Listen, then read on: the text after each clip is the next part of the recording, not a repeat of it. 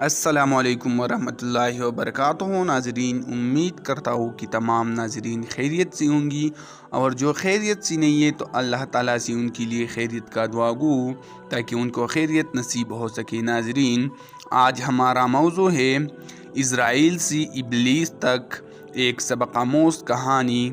تو ناظرین، ویڈیو شروع ہونے سے پہلے آپ سے گزارش ہے، اگر آپ پہلی بار ہمارے یوٹیوب چینل مقداد آفیشل میں آئے ہیں تو ہمارے یوٹیوب چینل مقداد آفیشل کو سبسکرائب کریں اور بیل آئیکن کو دبائیں تاکہ ہمارے آنے والی ہر نئی ویڈیو کی نوٹیفیکیشن آپ تک پہنچی رہی۔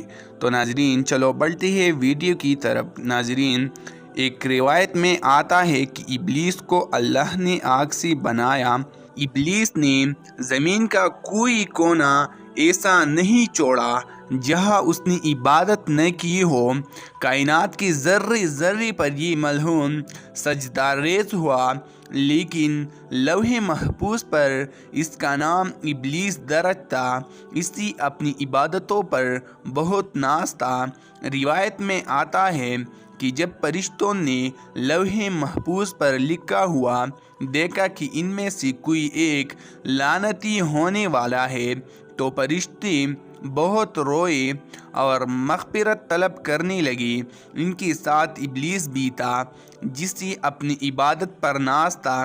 اس نے گمان کیا کہ وہ بہت عبادت والا ہے، یہ بھلا کیسے ہو سکتا ہے کہ وہ اسرائیل سے ابلیس بن جائے اور لعنتیوں میں اس کا شمار ہو۔ اللہ نے آدم کی تخلیق کے سب فرشتوں کو حکم دیا کہ اس سے سجدہ کرو، اسے میں نے اپنے ہاتھوں سے بنایا ہے۔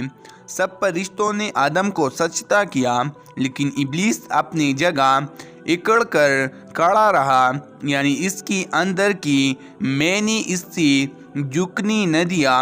اللہ نے فرمایا، کیوں نہیں جھکتا؟ اس کی آگے جس سے میں نے بنایا ہے۔ وہ لعنتی بولا، مولا عبادت تیری کروں، تخلیق کرنے والا، تو نے مجھے آگ سے بنایا اور اس کو مٹی سے بنایا، میں اس سے افضل ہوں، میں بھلا کیوں جھکوں اس کی آگے؟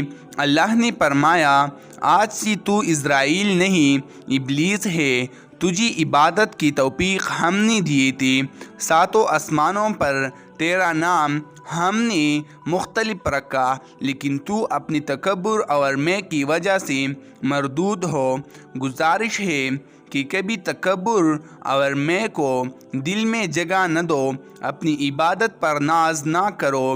شیطان سے زیادہ عبادت کسی نے بھی نہیں کی تھی، لیکن پھر بھی وہ لعنتیوں میں شامل ہو گیا۔ تو ناظرین، آج کے لیے یہ کافی ہے۔ امید کرتا ہوں کہ یہ آپ کی سمجھ میں آئی ہوگی۔